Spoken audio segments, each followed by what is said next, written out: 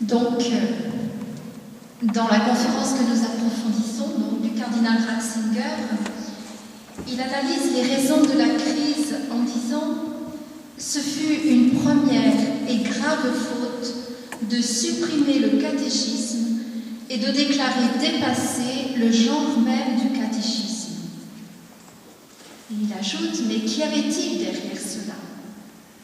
Cette décision est d'abord sûrement à mettre en rapport avec l'évolution générale de l'enseignement, de la pédagogie, qui se caractérise elle-même par une hypertrophie de la méthode en comparaison du contenu.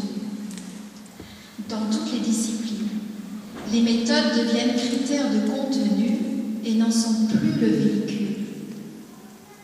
Alors, est-ce que nous sommes arrivés et il a fallu attendre les années 70-80 pour découvrir des méthodes pédagogiques efficaces? Eh bien, le cardinal Ratzinger fait remarquer que déjà, dans le catéchisme du XVIe siècle, du Concile de Trente, on avait déjà une conscience très vive de la méthode catéchétique. Et il disait que le catéchisme devait savoir qui avait besoin de lait, qui avait besoin d'aliments solides, afin d'adapter son enseignement à la capacité de chacun. Et le cardinal fait aussi remarquer que par ce catéchisme-là, il y avait plus de liberté laissée aux catéchistes que ne le fait la catéchétique actuelle. Donc ça, c'était pour 1983. En 1987, le pape Jean-Paul II reçoit les évêques de France en visite à Glimina, à Rome. Pour les évêques du centre-est, il juge opportun, dit-il, d'aborder le sujet de la catéchèse. Il fait le constat de l'ignorance religieuse qui s'étale de façon déconcertante, dit-il, et du besoin d'une proposition claire et ardente de la foi. Et il donne quelques conseils. Les yeux doivent demeurer fixés sur la bonne nouvelle à proposer dans son intégralité, c'est-à-dire le contenu, avec une pédagogie adaptée aux auditeurs, sans sacraliser une méthode qui est de l'ordre des moyens. Et puis, vous savez que Benoît XVI à Lourdes nous a dit cette phrase souvent répétée, « La catéchèse n'est pas d'abord une affaire de méthode, mais de contenu. » Donc si Jean-Paul II, si Benoît XVI insiste tant, c'est qu'il y a vraiment un danger d'une hypertrophie de la méthode par rapport au contenu.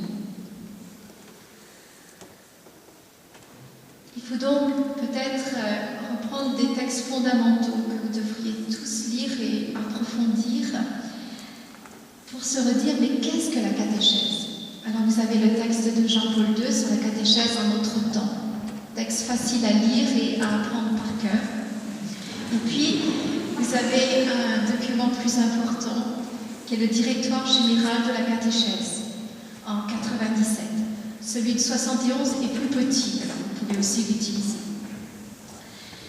Et Jean-Paul II nous dit que dans ce processus d'évangélisation, la catéchèse est une étape importante. C'est l'étape de l'enseignement et de la maturation. Elle poursuit un double objectif, faire mûrir la foi initiale et éduquer par le moyen d'une connaissance plus approfondie et plus systématique. Donc, foi initiale, soit les enfants l'ont reçue dans leur famille, soit c'est un adulte qui a entendu parler du Christ et qui désire devenir disciple du Christ. Il y a déjà eu un petit quelque chose. Et la catéchèse, c'est l'étape pour faire grandir. Je vous donne encore d'autres textes de Jean-Paul II parce que, comme ils n'ont pas été beaucoup diffusés à l'époque, il vaut mieux les reprendre.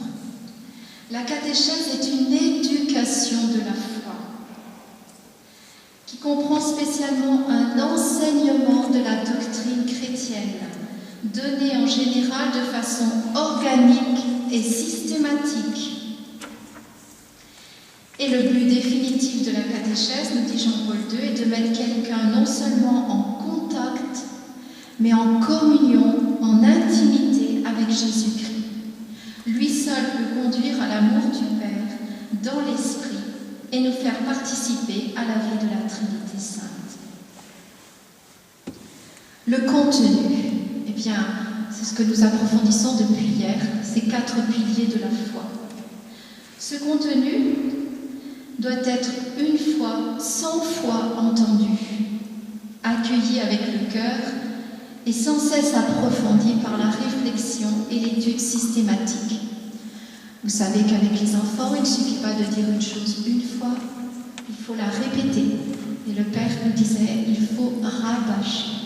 Eh bien, en catéchèse, c'est cela. Alors, la méthode.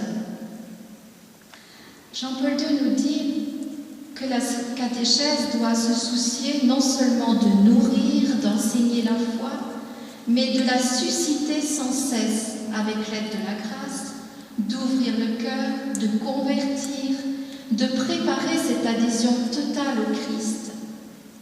Ce souci va commander en partie le ton, le langage et la méthode de la catéchèse. Nous n'apprenons pas le français ou les mathématiques aux enfants. Nous devons faire grandir la foi avec la grâce de Dieu. C'est totalement différent. Le directoire général de la catéchèse nous dit que la foi doit être vécue, connue, célébrée, traduite en prière. La foi exige d'être connue, célébrée, vécue et traduite en prière. Alors, quelle pédagogie, quelle méthode? Eh bien, le grand modèle, c'est la méthode divine. Le directoire nous dit « La méthode de la catéchèse a pour modèle la pédagogie divine qui nous a été manifestée tout au long de l'histoire du salut et plus merveilleusement par le Christ lui-même. » Que faisait Jésus pour former ses disciples? D'abord, il leur faisait connaître les diverses dimensions du royaume de Dieu. Il leur apprenait à prier, il leur proposait des attitudes évangéliques et les initiait à la mission. C'est cela que nous retrouvons dans la catéchèse. Et Jésus agissait de façon différente avec les personnes qu'il rencontrait. Il prenait le temps d'expliquer, de répéter. Vous vous rappelez, jusqu'à quand nous supporterai-je? Il faisait réfléchir. Par exemple, Simon le pharisien lui dit « Simon, j'ai quelque chose à te dire. » Et il lui explique la parabole et lui donne... Et Simon donne une bonne réponse et après il fait le parallèle avec Marie-Madeleine. Il prenait des exemples très concrets de la vie quotidienne. Voilà cette méthode que nous pouvons utiliser au niveau de la catéchèse. Alors maintenant, entre méthode et contenu. Comprenez bien que la méthode va être au service du contenu et en fonction du contenu que l'on veut donner, eh bien, on prendra telle ou telle méthode. Donc parfois, on peut être déconcerté par ce qu'on nous demande de faire. Par exemple, en catéchèse, on nous dit « Mais pourquoi on nous demande de faire telle chose, un découpage, tout ça ?» Mais ce qu'il faut voir, c'est quels sont les objectifs. Pour quelles raisons on nous fait faire cela? Pour reprendre un exemple que j'ai entendu hier, c'est pour répondre à Béatrice. Si par exemple on vous demande que pour la prochaine session, vous apportiez un verre, une fourchette, un couteau, une assiette, vous trouvez c'est ridicule. Mais si on comprend que la chose très importante, c'est que les maris fassent la vaisselle, alors vous comprenez pourquoi on utilise cette méthode.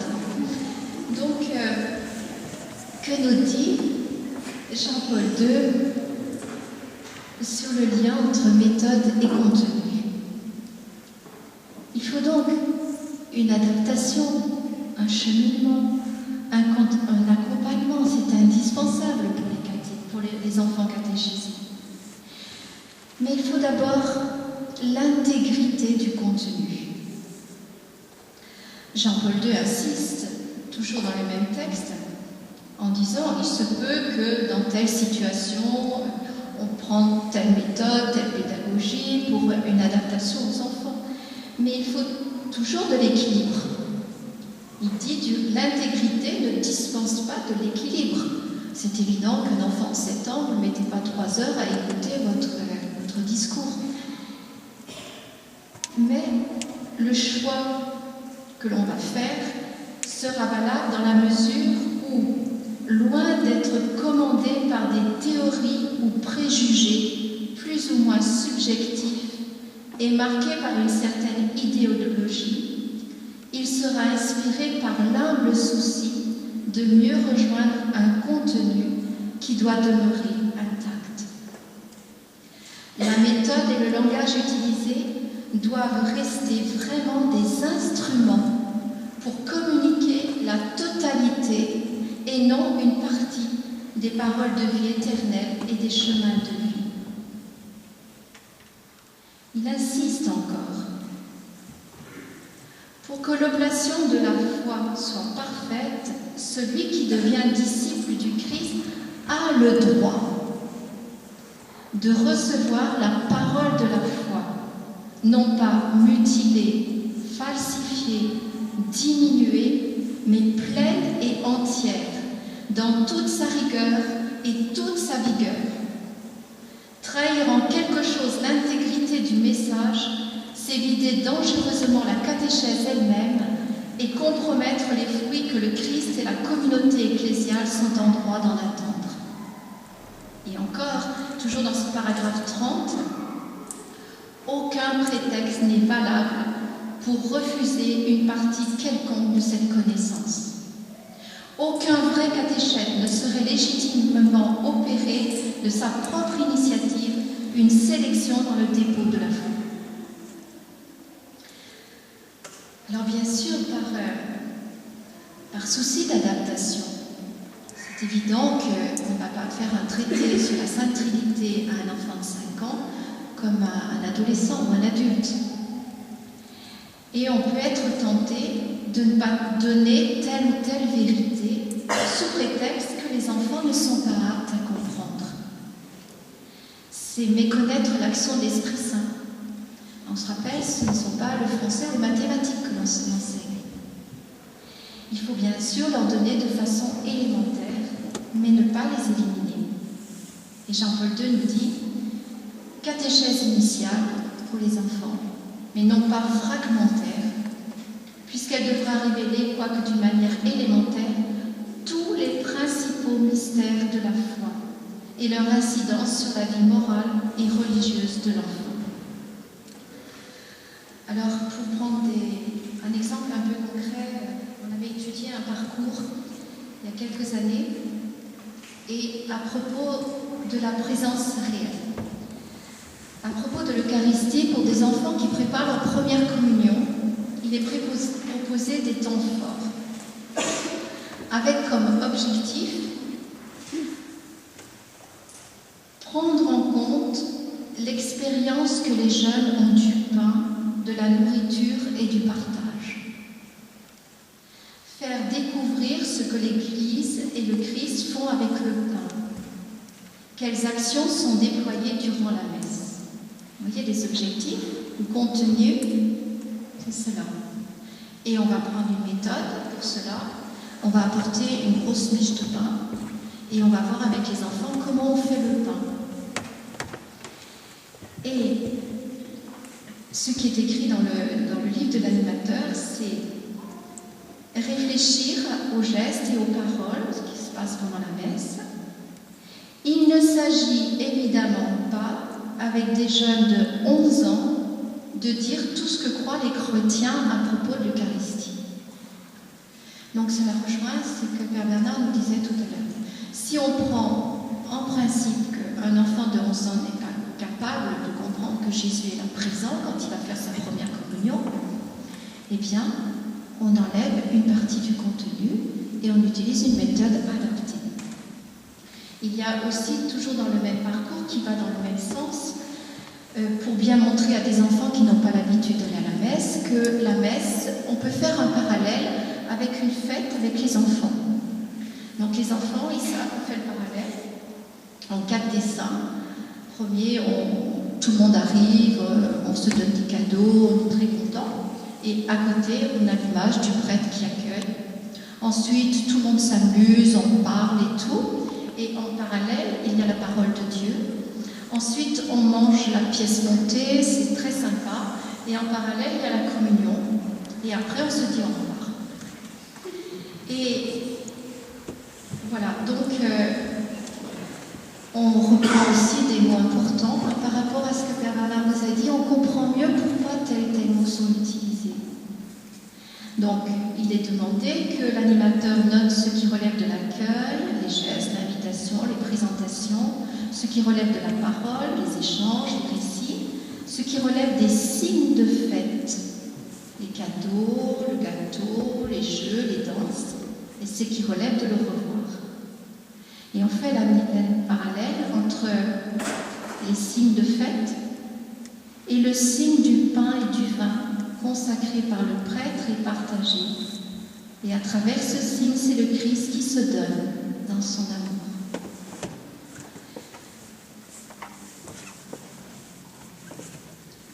Jésus, il n'a pas agi pareil. Si on reprend cette pédagogie divine, en voyant telle ou telle personne, il n'a pas dit celle-ci, elle n'est pas capable de comprendre. Voyez la rencontre avec la Samaritaine. À elle, il révèle le Messie, c'est moi. Et pourtant, c'était une femme.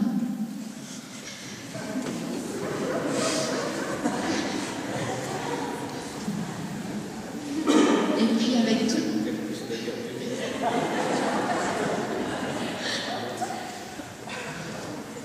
Et puis connaissant sa vie.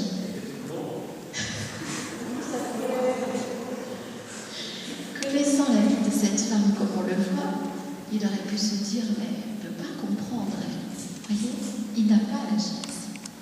Donc, intégrité du contenu et la méthode est au service de cette intégrité. Ensuite, le langage utilisé. C'est vrai que Dieu, pour se manifester aux hommes, pour se révéler, va utiliser le langage humain. Il faut donc adapter notre langage aux enfants et aux jeunes de notre temps. Et c'est ce que l'on retrouve dans tous les ouvrages de catéchèse. Mais attention, il ne faut pas que cela supprime le credo. Et Jean-Paul II avait beaucoup insisté. La catéchèse ne saurait admettre aucun langage qui, sous quelque prétexte que ce fût, même soi-disant scientifique, aurait comme résultat de dénaturer le contenu du credo. Ne convient pas davantage un langage qui trompe, qui séduit. La loi suprême est au contraire que les grands progrès de la science du langage doivent pouvoir être mis au service de la catéchèse pour qu'elle soit vraiment en mesure de dire, de communiquer tout le contenu doctrinal sans déformation. Toujours la méthode au service du contenu, la mémorisation. Paragraphe 55 que vous pouvez apprendre par cœur. Nous savons tous que la méthode, donc dit Jean-Paul II, et constate que la méthode, comme on faisait autrefois, question-réponse, on apprend par cœur. C'est vrai que cette méthode peut présenter certains inconvénients. Le moindre n'est pas celui de se prêter à une assimilation insuffisante, parfois presque nulle, tout le savoir se réduisant à des formules que l'on répète sans les avoir approfondies. C'est vrai. D'où un abandon quasi généralisé. Et même aussi dans l'éducation autrement. On le retrouve et on découvre maintenant que c'est quand même un manque. Alors, le pape demande pour la catéchèse une certaine mémorisation des paroles de Jésus, de passages bibliques importants, des 10 commandements, des formules de profession de foi, des textes liturgiques, des prières essentielles, des notions clés de la doctrine. Tout cela, loin d'être contraire à la dignité des jeunes chrétiens ou de constituer un obstacle au dialogue personnel avec le Seigneur, c'est une véritable nécessité, comme l'ont rappelé avec vigueur les pères synodaux.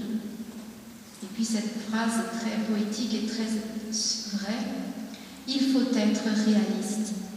Ces fleurs, si l'on peut dire, de la foi et de la piété ne pousse pas dans les espaces désertiques d'une catéchèse sans mémoire. Ces fleurs de la foi et de la piété ne poussent pas dans les espaces désertiques d'une catéchèse sans mémoire. L'essentiel est que ces textes mémorisés soient en même temps intériorisés. Cela apprendre par cœur, mais apprendre avec son cœur aussi. Ils doivent être compris peu à peu dans leur profondeur pour devenir source de vie chrétienne, personnelle et communautaire.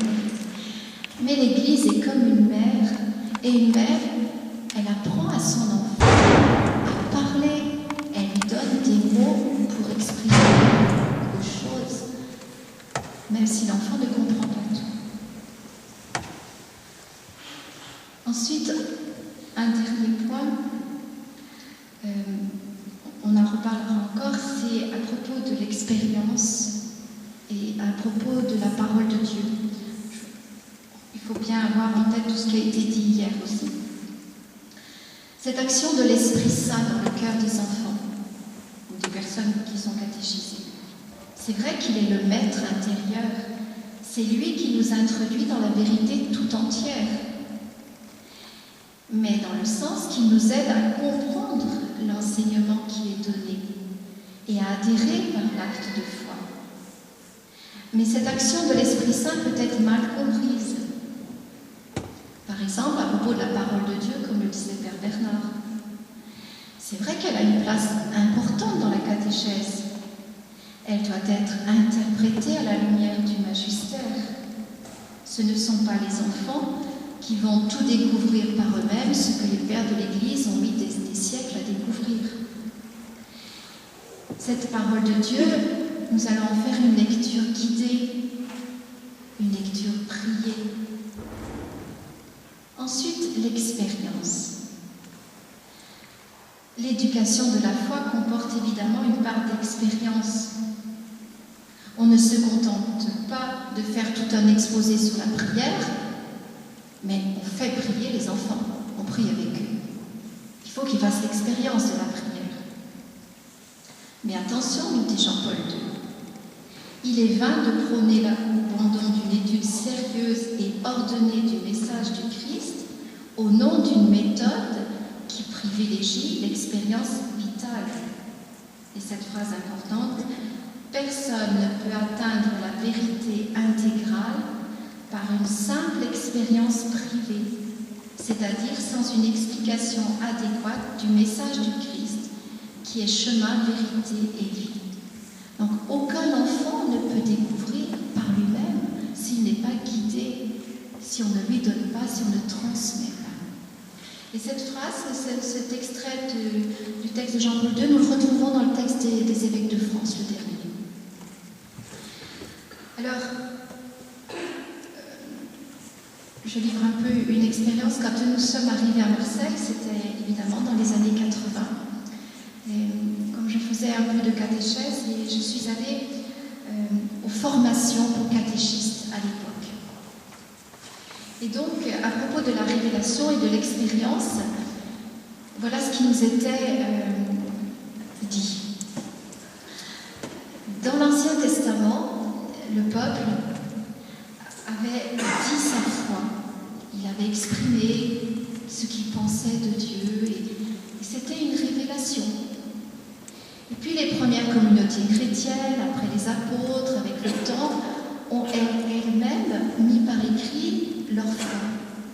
C'était une révélation. Et nous, aujourd'hui, dans les groupes d'enfants, par l'expérience, tout cela, il y a une révélation. Il n'est pas question, il faut que par eux-mêmes, ils redécouvrent. Et cela nous était donné de façon tellement forte que, bon, je suis pauvre, mais si je n'avais pas eu la communauté, si je n'avais pas eu le Père derrière, ben, j'aurais foncé là-dedans. Vous voyez, c'est tellement martelé ce genre de choses. Cela rejoint aussi d'autres méthodes pédagogiques, je crois, actuelles, où on dit que les enfants doivent par eux-mêmes découvrir les règles de grammaire et tout ça. C'est comme ça.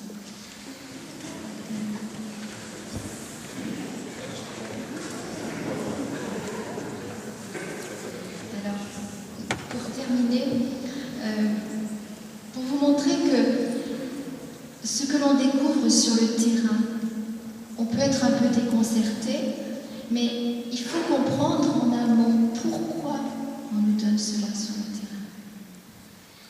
Alors, actuellement, il y a un terme qui revient un peu depuis quelques années, c'est le terme de mystagogie. Ça fait, voilà, qui correspond à une pratique ancienne. Les néophytes, ceux qui venaient d'être baptisés, ils avaient été inondés par la grâce.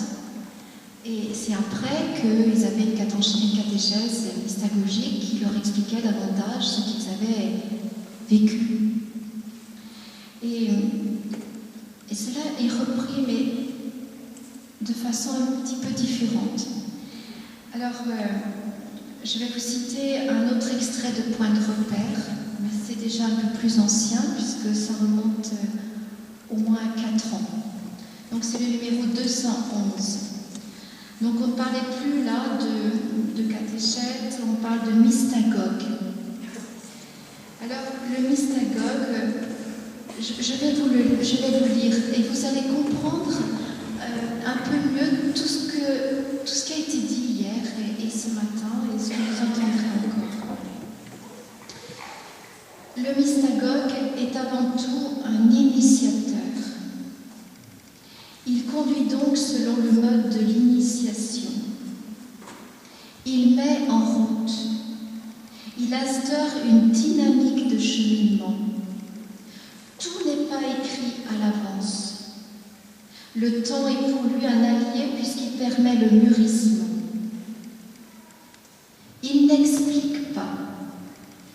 Il met la personne en présence d'un texte, d'un symbole, d'un rite, rendant possible la rencontre, l'expérience personnelle.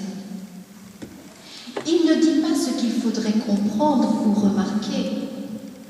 Il ouvre le chemin, il rend la révélation possible. Il ne répond pas aux questions. Il permet à l'autre de cheminer avec ses propres questions. Il donne éventuellement quelques pistes, de préférence sous forme interrogative, pour permettre d'approfondir la réflexion. Il donne à vivre, il donne à penser, il donne à parler. Il rend les choses possibles pour l'expression personnelle. Il regarde avec bienveillance le chemin qu'emprunte celui qui l'accompagne. Il prend soin de la personne telle qu'elle est, peu importe les méandres et les errances qui sont eux-mêmes porteurs de sens. Je saute un peu.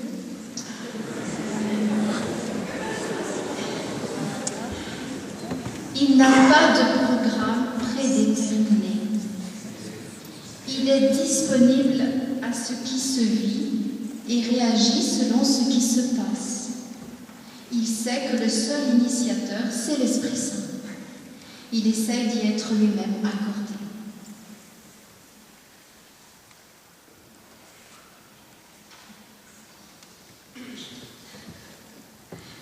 Alors, encore un petit point à propos de la foi. Pour vous montrer, après tout ce que Père Bernard vous a dit ce matin, c'est important. Jean-Paul II nous dit, quand nous éduquons des enfants, il ne faut pas leur donner de la foi un concept tout négatif, comme un non-savoir absolu, une sorte de cécité, un monde de ténèbres. Mais sachons leur montrer que la recherche humble et courageuse du croyant, loin de partir de rien, de simples illusions, d'opinions faillibles, d'incertitudes, se fonde sur la parole de Dieu, qui ne se trompe ni ne trompe, et se construit sans cesse sur le roc inébranlable de cette parole. Jean-Paul II était au courant de tout ce qui se passait sur le terrain. Donc, toujours dans le même parcours, nous avons un passage intéressant à propos de la foi. Et comme le visuel c'est très fort pour les enfants, vous savez, ils se rappellent beaucoup. Donc on voit tout un texte où on voit des chrétiens, mais aussi vous savez, la dame avec sa lampe de cristal, un astronaute, il y a un savant, tout ça.